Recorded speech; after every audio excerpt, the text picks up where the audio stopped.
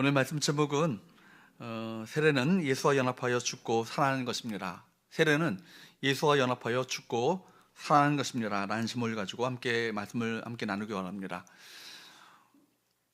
오늘 2부 예배 때 세례식이 있었습니다. 그렇기 때문에 오늘 특별히 세례에 대한 말씀을 함께 준비했고요. 이 말씀은 우리 함께 항상 많이 듣던 말씀이지만 골백번 들어도 괜찮다, 매 순간 이 말씀을 기억하고 또 믿고 살아가는 것 자체가 얼마나 중요한 것인가 생각되었기 때문에 이 말씀을 들고 다시 말씀 가운데 서게 되었습니다. 여러분, 우리가 세례받은 존재 자체가 얼마나 이것이 은혜인가를 여러분 아셔야 합니다. 이제는 우리 안에 옛사람은 죽고 예수와 연합하여 새로운 생명으로 살아간다는 것 자체가 이것이 얼마나 은혜인가를 우리가 알아야 신앙생활 자체가 종교생활이 되지 않고요, 기쁨과 환희와 감격에 넘치는 복된 삶이 되는 것입니다. 여러분, 우리가 이제는 내 안에 옛자는 죽었습니다.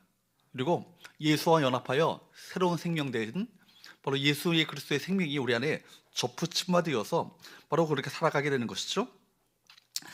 그래서 우리 함께 오늘 예수의 죽으심의 의미와 세례의 의미를 살펴봄으로써 우리 모두가 예수 안에 얻은 이 새 생명을 마음껏 누리며 살아가는 귀한 시간 될 수 있기를 바랍니다. 오늘 본문 로마서 6장 말씀은 예수 그리스도가 십자가에서 우리를 위해 죽으시고 다시 사신 이유에 대해서 설명하고 있는 말씀입니다. 4절 말씀을 한번 보도록 할까요? 4절 말씀 시작. 그러므로 우리가 그의 죽으심과 합하여 세례를 받음으로 그와 함께 장사되었나니 이는 아버지의 영광으로 말미암아 그리스도를 죽은 자 가운데서 살리심과 같이 우리로 또한 새 생명 가운데서 행하게 하려 함이라. 그러니까 여러분, 세례받는 것은요 그냥 세례받는 게 아니에요. 세례 사건 자체가 뭘 의미한다고요? 예수의 죽으심과 합한 거라고요. 합해지는 것이라고요. 연합되어서 십자가의 죽음이 나의 죽음으로 여겨지고 십자가 죽음으로 말미암아 바로 죽음이고 바로 십자가 상에서 죽음으로 말미암아 3일 만에 다시 부활하신 예수의 생명이 내 안에 접붙임화되어지는 것이 세례 사건인 것입니다. 그러니까 여러분, 주께서 십자가에 달리실 때 바라보시면서 주님 불쌍해서 어쩌나, 저렇게 처절하게 죽어서 어떠나, 그렇게 생각하시면 안 되는 겁니다. 왜냐하면 그 자리에 내가 죽는 거예요. 나의 죽음을 받아들이는 것입니다. 옛자의 죽음이 십자가 위에서 바로 이루어진 것이고 주께서 3일 만에 다시 부활하신 것은 예수와 합하여 새로운 생명으로 다시 태어나게 되는 놀라운 사건이 우리 안에 이루어짐을 믿으셔야 하는 것입니다. 이것이 십자가 복음이죠. 그렇기 때문에 여러분 보니까 한마디로 말하면 우리로 새 생명 가운데 행하게 하려 하기 위해서 우리에게 세례를 베푸는 거라는 것입니다. 다시 말하면 진정 살아있는 자로 살아가기 위해서 우리가 세례 받는다는 거예요. 예수님께서는 십자가에서 죽음을 이기시고 부활하셨습니다. 그러니까 주님의 죽으심과 부활은 한 번의 사건으로 끝나는 것이 아니라 나의 죽음이요 나의 부활이라는 거예요. 따라합시다. 예수의 부활은 나의 부활이요 예수의 죽으심은 나의 죽음이다. 거꾸로 또 말하면 다시 한번 따라할까요? 나의 죽음은 예수의 죽음이고 나의 부활은 예수의 부활이다. 여러분, 이 사실을 우리가 믿어야 하는 것입니다. 그러니까 예수의 십자가 죽음과 부활은요 나의 사건인 거예요. 이 사실을 깨닫게 될 때 십자가의 어떤 의미를 정확히 받아들이게 될 것이고, 이 십자가의 의미와 죽음의 의미와 또 부활의 의미를 깨닫게 될 때 신앙생활 자체가 종교생활이 아니고 예수의 생명 안에 살아가는, 예수의 생명을 누리며 살아가는 삶이 된다는 얘기입니다. 그렇기 때문에 여러분, 갈라디아서 2장 20절 말씀은 우리가 계속해서 우리가 보는 말씀인데, 이 말씀이 뭐라고 말합니까? 시작. 내가 그리스도와 함께 십자가에 못 박혔나니 그런즉 이제는 내가 사는 것이 아니요 오직 내 안에 그리스도께서 사시는 것이라. 이제 내가 육체 가운데 사는 것은 나를 사랑하사 나를 위하여 자기 자신을 버리신 하나님의 아들을 믿는 믿음 안에서 사는 것이라. 아멘. 내가 누구와 함께 십자가에 못 박혔다고요? 누구와 함께 십자가에 못 박혔다고요? 그리스도와 함께 십자가에 못 박혔다고요. 그러니까 그리스도께서 십자가에 못 박히신 것은 나와 함께 못 박히신 거예요. 그러니까 그리스도의 십자가 사건이 나의 사건인 것입니다. 옛사람의 죽음이 내 안에서 이루어졌다는 사실 자체가 이 십자가가 보여주는 사건 아니겠어요? 사랑하는 여러분 묻겠습니다. 옛사람의 죽음이 내 안에서 이루어졌다는 사실을 믿으십니까? 믿으십니까? 여러분, 예수님과 함께 옛사람의 죽음이 이루어져야, 이제 그래야 새 생명이 우리 안에 시작되는 거예요. 예수의 생명이 내 안에 시작되는 것입니다. 그저 마지못해 믿어주는 정도가 아니라 예수의 생명을 누리며 예수의 생명을 만끽하며 예수의 생명의 능력을 가지고 이 세상을 당당하게 헤치며 나가는 건 아니겠어요? 그렇습니다. 이제는 옛사람은 죽었고 내 안에, 우리 안에 예수님과 함께 살아난 새 사람이 내 안에 있는 것입니다. 그리고 새 사람으로 이 세상을 승리하는 법을 우리 모두가 배워야 할 것입니다. 오늘 바울은 6장에서 이 놀라운 진리를, 중요한 동사 3가지를 사용하여서 우리 모두에게 똑똑히 각인시켜주고 선명하게 우리 모두에게 말씀하기 원하는 거예요. 첫 번째 뭐냐면, 따라합시다. 알라, 알라, 여기라, 들이라. 다시 한번요. 알라. 알라 하니까 무슨 좀 이상하게 느껴지긴 하지만, 두 번째 들이라, 여기라, 들이라. 알라는 것이죠. 똑똑히 우리 안에 이루어진 사건이 어떤 것인가를 알라는 얘기예요. 또 두 번째 뭐냐면, 우리가 어떤 자임을 똑똑히 여기며 살아가라는 얘기입니다. 그리고 세 번째는 우리 자신을 어떻게 드릴 것인가. 우리 첫 번째 따라할까요? 이미 죽었다는 사실을. 죄송합니다. 죄에 대하여 죽었다는 사실을 알라. 여러분, 죄에 대하여 죽었다는 사실을 알라는 얘기죠. 오늘 말씀에 보면은 뭐라고 합니까?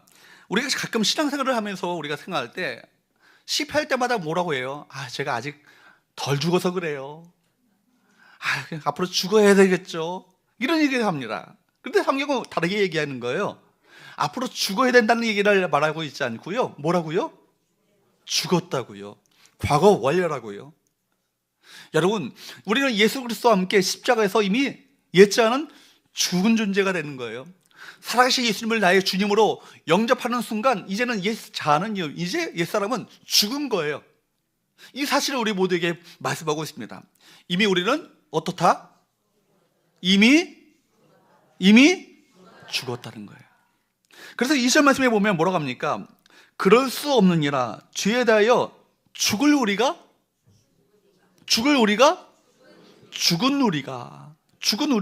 어찌 그 가운데 더 살리오 말씀하는 거예요. 그러니까 죽어야 돼요? 죽은 거예요? 죽은 거예요. 성경은 우리 분명하게 이렇게 선포하고 선언하고 있는 것입니다. 죄에 대하여 죽은 우리라는 것은 그리스도가 십자가에서 죽으셨을 때 우리 죄의 몸이, 육체가 이미 죽었다는 것을 말씀하고 있는 것입니다. 십자가 사건으로 말미암아 죄에 대하여 모든 것은 다 끝났습니다. 더 이상 우리 죄를 용서함을 받기 위해서 아둥바둥 이렇게 할 필요가 없다는 얘기예요. 회개하는 순간 우리가 예수님의 십자가를 나의 사건으로 받아들이고 그 죄에 대해서 회개하는 순간 그 죄는 맑게 씻음을 받게 되어지고, 이제는 동에서 서가 먼 것처럼 그 죄가를 하나님께서 옮기셨다 말씀하거든요. 그러니까 여러분, 그러므로 이제는 더 이상 죄 안에 살아갈 수 없는 신분과 정체성과 우리가 존재가 우리 가운데 부여받게 되는 것입니다. 어떻게 됐다고요? 지난 시간에 복습해 볼까요? 너희는 왕 같은 제사장이라고요. 하나님께 우리가 나갈 수 없었던 우리들이었는데 제사장의 신분을 받게 되어서 하나님께 나갈 수 있을 뿐만 아니라 왕 같은 왕의 신분으로 말미암아 그리스도와 함께 이 세상을 통치하는 어마무시한 이 신분을 우리가 부여받게 되는 거예요. 또한 뭐라고요? 너희는 하나님의 나라라고요. 그의 나라라고요. 나라가 된 거예요. 거룩한 나라가 된 거예요. 하나님의 나라가 되었을 뿐만 아니라 그의 소유된 백성이라고. 백성이 뭐라고요? 세굴라라고요. 세굴라. 하나님의 보배 같은, 보석 같은 존재들로 우리를 바꿔놓으셨다는 얘기입니다. 그렇기 때문에 이전 생활로 돌아갈 수 없다는 것을 성경은 말씀하고 있지 않아요? 그래서 유진 피터스 목사님은요, 메시지 성경에서 2절을 이렇게 풀어서 번역하고 있습니다. 우리 같이 한번 읽어보도록 할까요? 시작. 죄가 다스리는 나라를 떠난 사람이 어떻게 거기 있는 옛집에서 계속 살 수 있단 말입니까? 우리는 짐을 꾸려 영원히 그곳을 떠났다는 사실을 모르십니까? 과거와 현재의 분명한 선을 긋는 거 아니겠어요? 여러분, 더 이상 죄 가운데 살 수 없는 신분과 정체성과 존재가 바로 우리 가운데 부여됐다는 거예요. 탕자가요, 아버지 집으로 돌아왔어요.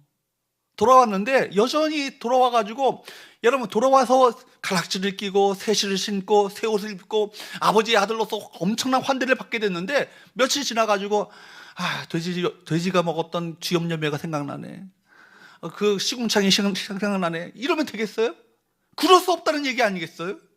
여러분 그것이 생각난다면 진정한 귀양이 될 수 없다는 얘기 아니겠습니까? 거지가 왕제가 됐잖아요. 그런데 다시 거지 생활로 돌아가고 싶은 마음을 품는다면 안 되는 건 아니겠어요? 신분 자체가 바뀌어졌는데 여러분 그렇다면 예수의 죽음이 우리 죽음이 되고 예수의 부활이 우리 부활이 됐다는 사실을 어떻게 알 수 있겠습니까? 무엇을 통해서 알 수 있죠? 예수와 연합한 세례 사건을 통해서 알게 되는 거예요. 물론 여러분 세례 안 받아도 구원받습니다. 예수님을 나의 주님으로 영접하는 순간 그 사람의 신분이 바로 이 죄에서 지옥에서 천국으로 옮겨지게 되었고 죽음에서 영생으로 옮겨지는 존재가 되는 거예요. 그러나 세례 사건을 통해서 우리가 다시금 확인하고 확신하는 믿음을 갖도록 하기 위해서 세례 사건을 베푸는 것이죠. 우리가 하는 세례라는 것은 성도들에게 2부 예배 때 우리 세례를 베풀었는데 물을 뿌리는 정도로 하지만 사실은 세례는 뭐예요? 침례잖아요. 그죠? 사실 형식이 중요한 게 아니에요. 거기에 담겨져 있는 의미가 중요한 것이죠. 목사가 세례를 받는 사람과 더불어서 함께 강으로 혹은 욕조로 들어갑니다. 들어갈 때 물에 잠길 때 뭐죠? 옛사람이 죽는 것을 의미하는 거예요. 그리고 물에서 일으킬 때 그 사람은 예수와 함께 연합된 새로운 생명으로 다시 태어나는 것을 의미하는 거예요. 그렇기 때문에 그 안에 이제는 옛사람이 사는 것이 아니라 누가 살아요? 예수님이 사는 거예요. 예수와 연합한 새 생명이 살게 되는 것입니다. 그렇기 때문에 여러분 우리가 이 세례 사건 자체가 의미하는 것이 무엇인지를 똑똑히 알아야 하는 것입니다. 우리가 이 예식을 통해서 엄청난 이 귀중한 진리, 예수와 함께 죽고 예수와 함께 다시 살게 되었다는 사실을 우리가 똑똑히 알아야 되는 것이죠. 그래서 3절 말씀에 보면 뭐라고 말씀합니까? 3절 말씀을 보도록 할까요? 시작. 무릇 그리스도 예수와 합하여 세례를 받은 우리는 그의 죽으심과 합하여 세례를 받은 줄을 알지 못하느냐. 여러분 보십시오. 여기 세례의 의미를요 동일시되었다는 것은 아니고 세례라는 의미 자체가 연합되었다는 의미를 갖고 있는 거예요. 누구와? 예수님과 더불어서 함께 죽었다는 것을 의미하는 것이죠. 십자가상의 예수님을 바라보면서 아우 불쌍하신 예수님, 그것만이 생각하는 것이 아니라 내가 마땅히 죽어야 될 그 자리에 누가 죽으시는 거예요? 예수님께서 죽으신 것이고 십자가의 죽음을 바라보면서 나의 죽음도 처리되었다는 사실을 우리가 모두가 알아야 하는 것이죠. 그렇기 때문에 우리를 위해서 우리 대신 우리 자리에 죽으신 것이라면 그의 죽으심은 바로 우리의 죽음인 것입니다. 그래서 로마서 6장 3절부터 8절까지 말씀해 보면 합하여 함께 연합한 자가 되었다는 이 말을요 9번이나 사용되고 있어요. 계속해서 바울이 거듭해서 계속 강조해서 반복해서 말하는 이유가 무엇이겠습니까? 이것을 똑똑히 알아야 된다는 것이 아니겠어요? 이 사실을 이 진리를 깨닫고 이 진리 앞에 직면해야 된다는 것을 말하고 있는 건 아니겠습니까? 여러분, 예수께서 십자가에서 죽으셨을 때 정말 예수님을 믿고 그분을 주님으로 영접해드리는 신자는요 한 사람도 예외 없이 그와 더불어 함께 죽었다는 사실을 우리 모두에게 말씀하고 있는 거예요. 여러분, 십자가상에서 주께서 죽으실 때 나도 옛사람도 함께 죽었다는 사실을 믿으시기를 바랍니다. 이 사실을 직면해야 되는 거예요. 이 사실을 직면해야 바로 우리 가운데 구원이 임하는 것 아니겠습니까? 이 사실을 영적인 이 진리를 믿고 고백하게 될 때 구원의 은혜가 우리 가운데 임하게 되는 거예요. 그렇기 때문에 이 세례라는 의식은요 엄격히 말하면 그리스도인의 그 장사 의식이에요. 핸드폰도 그렇다고 그러잖아요. 장례의식이에요. 장례식. 그렇죠? 그리고 뭐예요? 예수님이 그 십자가 물에서 떠오르는 순간 그리스도와 함께 연합하여 부활하게 된 것을 말하고 있는 거예요. 그렇기 때문에 여러분 이 사실을 우리가 믿고 고백하는 것이 얼마나 중요한 것인가. 그렇기 때문에 이것을 알라라고 말씀하고 있는 것입니다. 세계 2차 세계대전이 끝났을 때 전 많은 이렇게 전쟁이 끝난 줄 알았는데 필리핀에서는 여전히 전쟁이 벌어지고 있었어요. 필리핀 정글에서 일본인 군사가요, 여러분 오노다 히로소이라는 그 사람이 1974년에 발견됐거든요. 근데 여전히 그 사람이 군복을 입고 총을 들고 전투를 벌이는 가운데 그가 발견된 거예요. 74년이면요 45년의 그 전쟁이 끝났으니까 거의 30년 가까이를 여전히 전쟁이 끝난 줄 모르고 전투를 벌이는 이 오노다 히로 그 소위가 왜 그 전투를 벌였을까요? 전쟁이 끝난 줄을 몰랐으니까. 자연이 되고 더 이상 내가 전쟁을 치를 필요가 없다는 것을 몰랐기 때문에 여전히 전투를 벌이는 그런 불쌍한 인생을 사는 거 아니겠습니까? 정글 속에서. 오늘날 많은 그리스도인들이 우리가 죄에 대해서 죽은 것을요 모르고 살고 있습니다. 예수께서 십자가에서 죽으셨을 때 우리가 함께 죽은 것을 제대로 깨닫지 못하는 거예요. 예수께서 다시 사셨을 때 예수의 부활이 나의 부활이라는 사실을 여전히 실감하지 못한 채 살고 있기 때문에 여전히 죄와 사망의 권세 아래 눌려 살고 있는 것입니다. 왜 그리스도인들이 신앙이 성장하지 못하고 왜 우리가 죄를 이기지 못합니까? 이 새롭게 우리 부여받은 새로운 신분, 정체성, 우리 존재 자체에 대해서 확실한 인식을 갖지 못하기 때문에 그래요. 다시 한번요, 너희는 왕같은 제사장이요 거룩한 나라요 그의 소유된 백성이란 뭐라고요? 세굴라라고요, 보배라고 말합니다. 그런 존재가 되었는데 이 사실 자체가 여전히 이 신분에 걸맞는 삶을 살지 못하고 여전히 죄와 사망의 노예로 살았던 그 과거의 삶을 반복하고 있는 것 아니겠습니까? 죄인은 뭐예요? 죄인은 자기가 중심이에요. 그래서 자신이 주인이고 자신이 신이고 자기를 즐겁게 하는 것이 인생의 목표입니다. 자기 마음대로 살고자 해서 하나님의 존재를 인정하지 않고 본성대로 살아가는 것입니다. 그런데 이제는 우리가 죽고 그리스도가 내 안에 주인으로 찾아오셨어요. 그리스도와 새로운 관계가 되어서 내 마음대로 살지 못하게 되었다는 거예요. 십자가가 뭐예요? 내 마음대로 살지 못하게 하는 것이 십자가 아니겠습니까? 그런데 이 십자가가 축복이에요. 영광이에요. 십자가를 여러분 지고 살아가게 될 때 우리 가운데 약속된 것이 뭐예요? 노 크로스 노 크라운이에요. 그 얘기는 뭡니까? 십자가가 우리 가운데 주어지게 될 때 크라운이 있다는 얘기예요. 엄청난 영광의 면류관이 우리 가운데 약속되어 있고 보장되어 있다는 얘기 아니겠습니까? 그런 의미에서 십자가는 은혜예요. 십자가는 축복이에요. 여러분에게 어떤 축복이 십자가가 주어졌다면 그거 축복입니다. 은혜입니다. 감사함으로 여러분 십자가를 지시기를 주으로 축복합니다. 여러분 그렇기 때문에 6절 말씀에 보면 뭐라고 합니까? 6절 말씀을 한번 보십시오. 6절의 선언을 한번 읽어보게 합니다. 시작. 우리가 알거니와 우리 옛사람이 예수와 함께 십자가에 못 박힌 것은 죄의 몸이 죽어 다시는 우리가 죄에게 종로로 타지 아니하려 함이니. 여기 옛사람은 뭐라고요? 죄의 본성대로 살아가는 자아의 중심적인 옛자, 이게 옛사람이에요. 죄의 종로로 사는 것은 죄의 힘에 이끌려서 노예처럼 살았다는 거예요. 죄의 힘에 끌려서 노예처럼 끌려다니는 삶을 살았다는 얘기입니다. 죄에게 저항하지 못하는 것은 종로로 타기 때문에, 종이라는 건 뭐예요? 노예 생활을 했다는 얘기입니다. 죄의 세력이 너무나도 커서 그 영향력 아래 벗어날 수 없게 됐다는 얘기죠. 나중에 보겠지만 14절 말씀에 보면 이제는 근데 죄의 힘이 우리를 끌어가는 것이 아니라 뭐라고 합니까? 은혜의 더 강력한 은혜의 힘이 우리를 끌어간다. 할렐루야. 여러분 놀라운 은혜를 받게 된 거예요. 그래서 그리스도의 죽으심으로 말미암아 우리 죄의 몸이 죽고 다시는 죄에게 종로로 타지 않게 되었다. 그런 신분이, 우리 정체성이 우리 가운데 부여되었다, 이 말씀을 하고 있습니다. 그리스도와 함께 죽은 사람에게 더 이상 죄의 영향력이 발휘될 수 없는 것은 왜 그랬습니까? 옛사람이 십자가에서 죽었기 때문에. 죄의 종로로 타던 노예 생활하던 옛사람은 십자가에서 처리되었기 때문에 죄가 더 이상 우리에게 뭔가를 요구할 수 없다는 얘기예요. 그래서 바울은 뭐라 합니까? 보라, 이전 것은 지나갔으니 보라, 새 것이 되었다고요. 새 것은요 개선 정도가 아니에요. 고장난 거 고쳐주는 정도가 아니라 완전히 새 것이 되었다는 얘기입니다.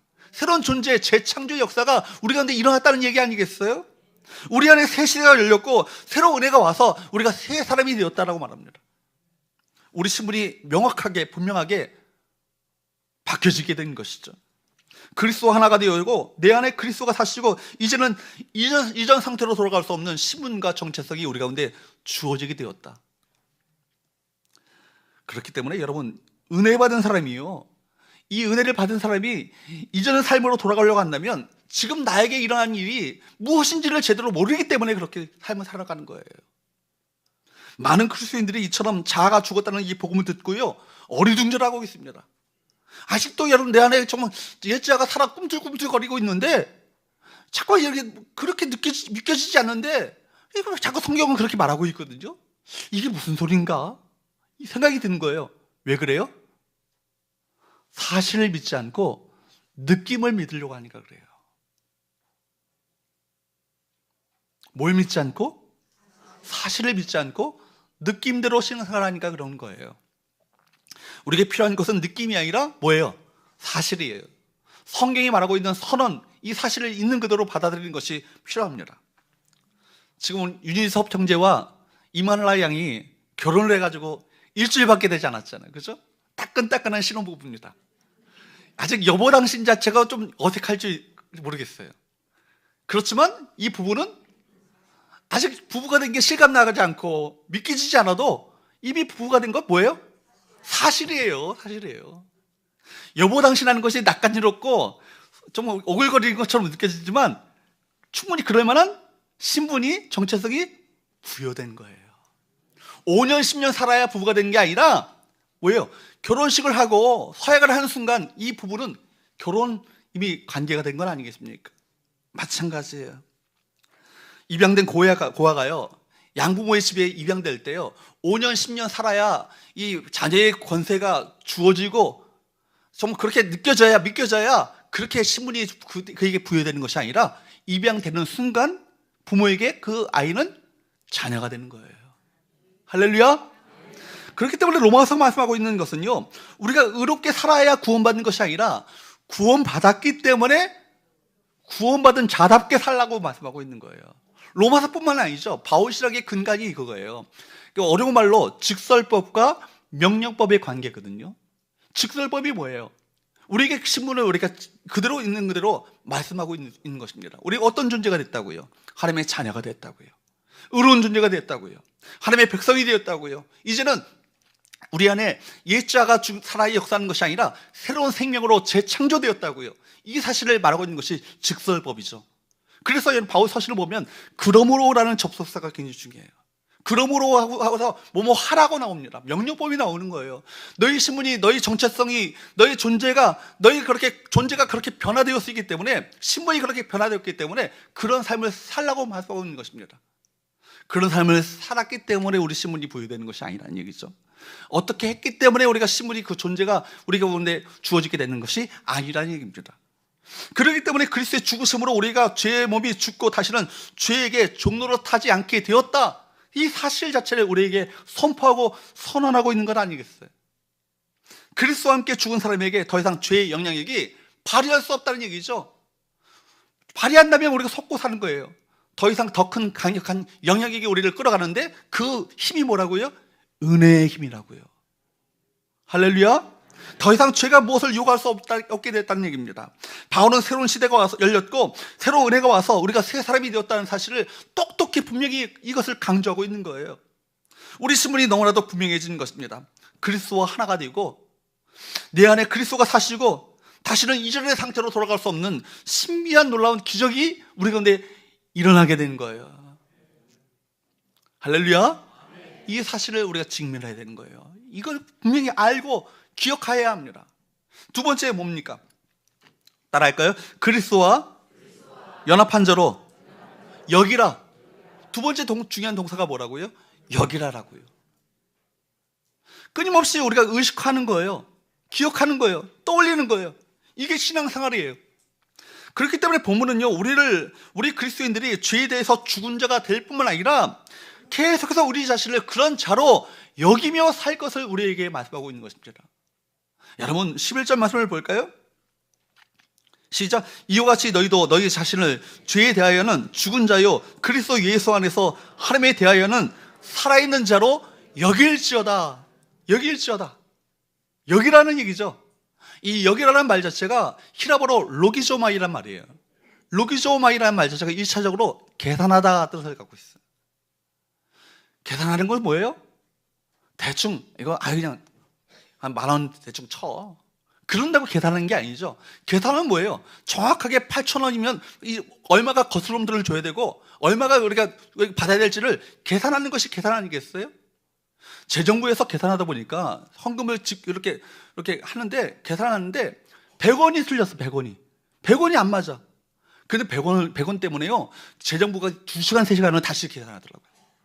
그렇게 정확하게 떨어져야 계산이 딱 나오는 건 아니겠어? 이게 계산하는 거예요. 얼렁뚱땅, 아유, 집사님, 장로님, 아유, 대충 100원인데 그냥 쳐요. 이러면 돼요, 안 돼요? 안 돼요. 안 되는 거예요. 정확하게 바로 딱 떨어져야 이것이 맞는 거 아니겠습니까? 그렇기 때문에 이 계산은 뭐예요? 정확한 사실에 근거해야 하는 것입니다. 사실을 사실대로 정확히 인지하며 살라는 것이 바로 여기라는 얘기 아니겠어요? 우리 죄에 대해서 죽은 것이 사실이에요. 근데 이 사실을 기억하지 못하고 떠올리지 못하고 여기만 살지 못한다면 우리 신앙생활은 실패할 수밖에 없다는 얘기 아니겠습니까? 우리가 죄에 대해서 죽은 것이 사실이라면 우리는 뭐예요? 자유예요. 문제는 오늘 우리가 자유인으로 좀 은혜 가운데 살고 있는가? 그렇지 못한 분들이 많이 있는 것 같아요. 왜 그래요? 우리가 이 사실을 의식화하는 데 있어서 실패하기 때문이 아니겠는가? 끊임없이 이것을 기억하며 떠올리며 그 사실에 입각하여서 내가 행동하는 것에 실패하기 때문에 우리 신앙생활 자체가 실패하는 것이 아니겠는가? 세례를 왜 받습니까? 세례가 뭐라고요? 장례식이에요.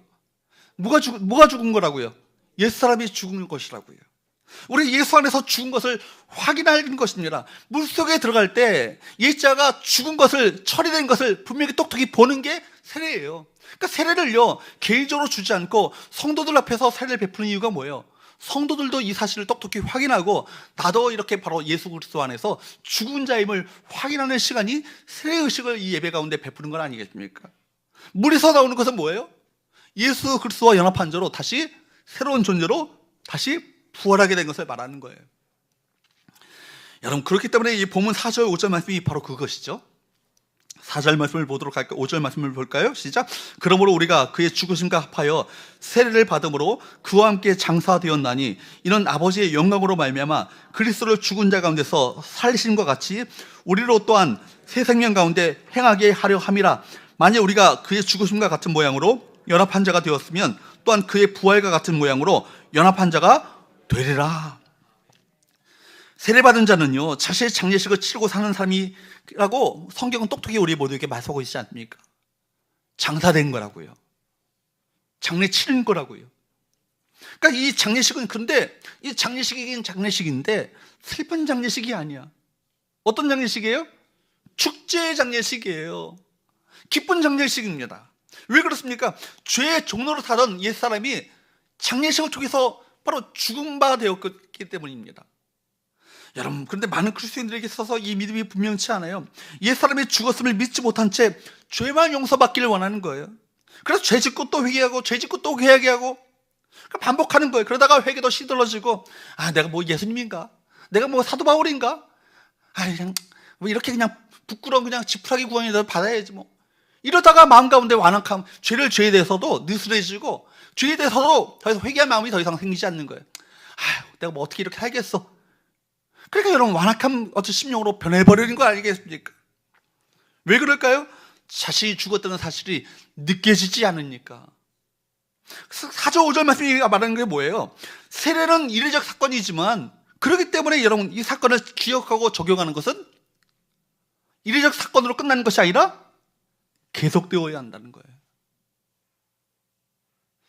예배 시간에도 이 순간제에도 이 사실이 우리에게 적용되어지고 계속되어지고 이것이 떠올려지고 그럴 때 여러분, 우리 가운데 감격 가운데 감사 가운데 찬양이 우러져 나오는 것 아니겠어요?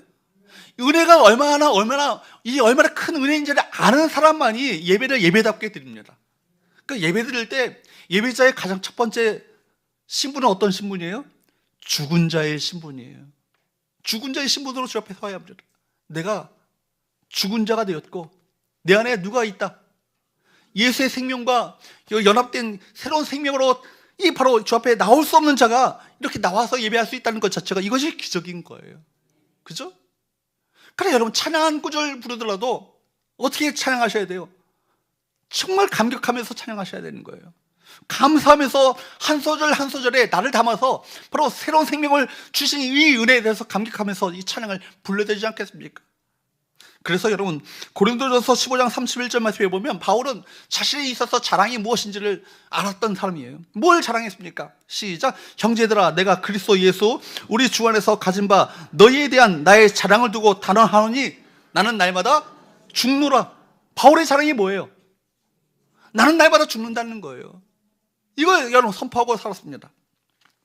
마르틴 루터는요, 자신의 그 독일어 성경으로 번역할 때 이 번역을 나는 날마다 죽노라, 이 번역을 데일리 팹티즘, 날마다 나는 세례받노라, 이렇게 번역을 했습니다.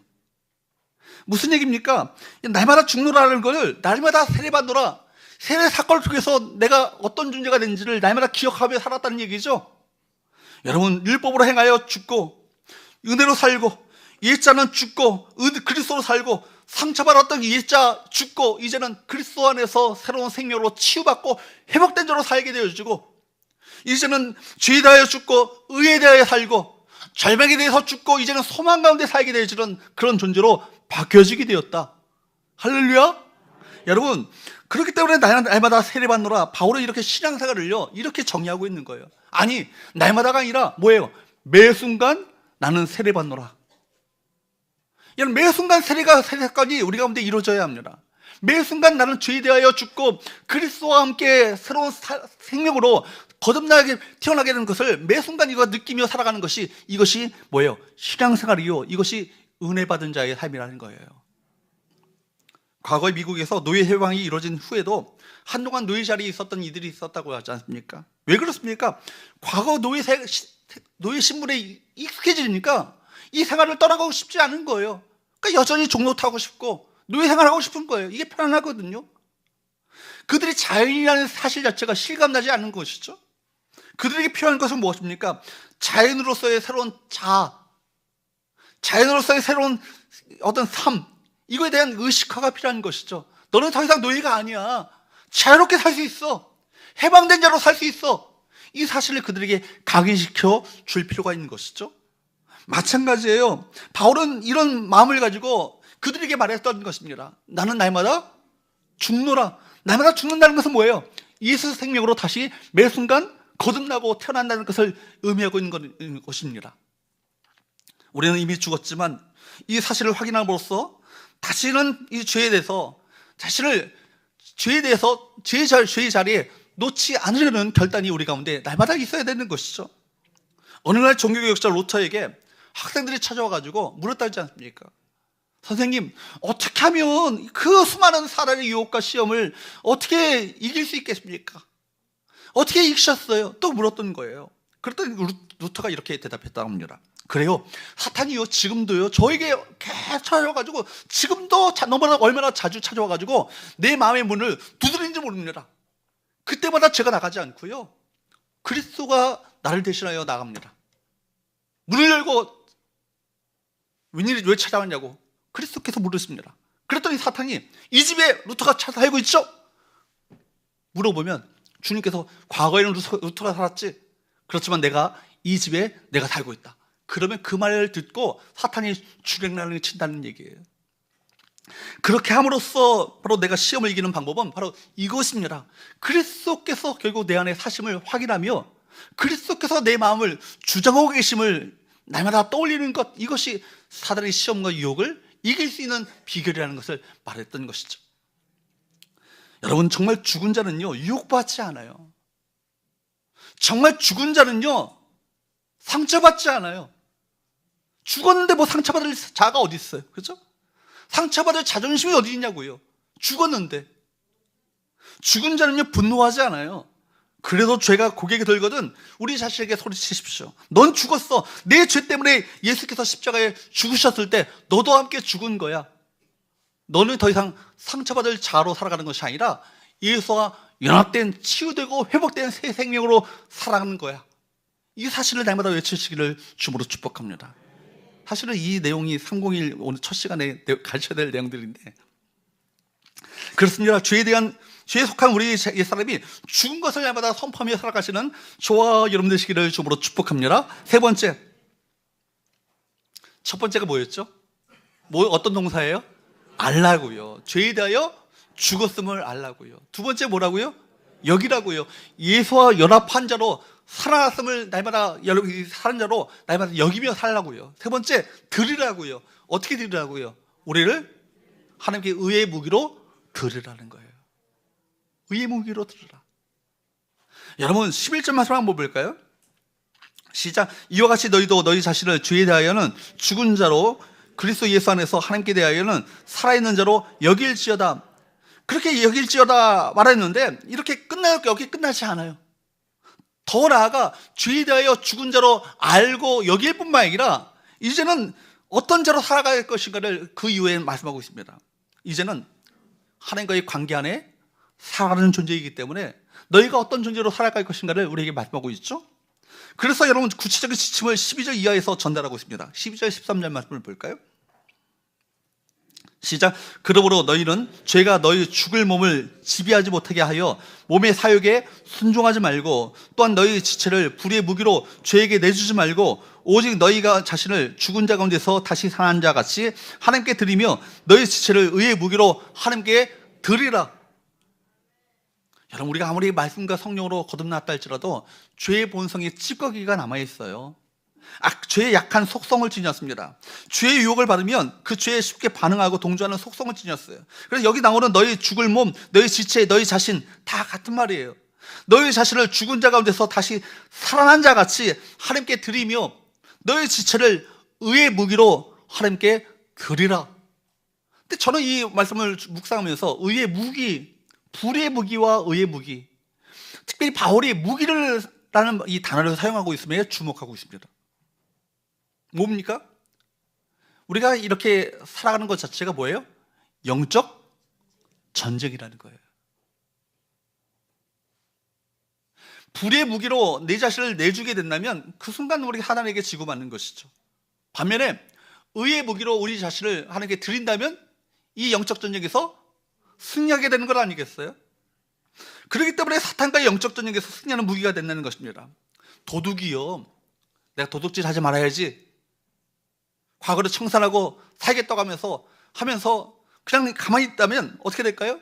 끊임없이 도둑질하고 싶은 유혹이 찾아와요. 근질근질한 거예요. 남의 좋은 것만 봐도 저거 은근슬쩍 하고 싶은 그 탐심이 내 안에 올라옵니다. 어떻게 합니까? 열심히 일을 해야죠. 그죠? 놀고 먹고 있어서는 안 되는 거예요. 탐심이 계속 올라오거든요. 그리고 어떻게 해야 되는 거예요? 오히려 도둑질 하지 않는 것으로 끝나지 않고 나누고 베푸는 삶을 살기로 내 인생을 바꾸는 거예요. 그러면 어떻게 될까요? 탐심이 아니라 나누고 베푸는 삶을 살기로 결단한다면 그 인생이 바뀌어지게 될 것입니다. 그러니까 내가 어떤 일이 있어도 도둑질하지 말아야지, 나는 더 이상 도둑이 아니야, 외치는 것도 필요하지만 남의 것을 훔치는 것을 그치는 것이 아니라 더 적극적으로 나눠주고 베푸는 삶을 살기로 결단해야 할 것입니다. 그러나 그가 일하지 않고 돈 벌지 않으면요, 남의 것에 은근슬쩍 하고 싶은 마음이 내 안에 끊임없이 유혹이 올라올 거예요. 그러면 또다시 도둑질하게 되어 있다는 얘기죠. 그러므로 도둑질을 하지 않는 결심뿐만 아니라 무엇이든지 찾아서 그 일을 하고 오히려 반대 정신을 가지고 나눠주고 적극적으로 베풀고 섬기는 그 삶을 살기로 결단하는 그 삶을 살게 될 때 이전의 어떤 과거의 습관은 지나가게 될 거예요. 그러니까 영적 전쟁의 승리의 비결은 뭐예요? 반대 정신이에요. 뭐라고요? 반대 정신. 여러분, 거꾸로 하는 게 영적 전쟁의 승리의 비결 아니겠습니까? 도둑질 하지 않는 것으로 끝나는 것이 아니라 나누고 베풀며 내 것을 흘려보내는 삶을 살기로 결단하게 될 때 그 삶의 진정한 변화가 일어나게 될 것입니다. 우리 삶의 현장이 영적 전쟁의 치열한 현장이죠. 죄에 안 드는 정도가 아니라 적극적으로 사탄과 싸워 승리하는 의의 무기로 하나님께 날마다 내 자신을 내어드리는 것, 불순종의 의의 불의 무기가 아니고 순종의 의의 무기라고 성경은 말하고 있습니다. 그럴 때 여러분 우리 삶 가운데 은혜가 흐르는 건 아니겠어요? 은혜의 힘이 우리를 강력하게 끌어가는 건 아니겠습니까? 더 이상 여러분 죄의 힘이 여러분 인생을 끌어가지 않도록 은혜의 힘에 여러분을 끌려가는 우리 복된 성도들 될 수 있기를 주로 축복합니다. 십자가의 은혜를 깊게 맛보셔야 되는 거예요. 그래야 그 은혜가 우리 가운데 차고 넘치게 될 때 그 은혜가 남들에게 흘러가게 되는 건 아니겠습니까? 근데 십자가의 은혜를 깨닫지 못해요. 십자가의 은혜가 어마어마한 은혜인 것을 감격하지 못하게 되니까 내가 흘려보낼 은혜도 없어. 남들에 대해서 강팍하고 짜롭고, 그 이유가 뭐예요? 내가 은혜를 맛보지 못하는 거예요. 내게 베푸신 은혜가 얼마나 큰 은혜인지를 알게 될 때 그 은혜가 내게서부터 흘러나오는 복된 삶을 살게 될 줄로 믿습니다. 사랑하는 여러분, 은혜로 사는 삶을 살기를 주부로 축복합니다. 서로 인사합시다. 은혜로 살아갑시다. 이것이 바로 우리 영적 전쟁에 승리하는 비결임을 우리 말씀하고 싶습니다. 다시 한번 정리해 볼까요? 주에 대하여 이미 죽었음을 알라. 두 번째, 그리스도와 연합한 자로 여기라. 세 번째, 하나님께 의의 무기로 드리라. 기도하겠습니다. 하나님 아버지, 우리가 변화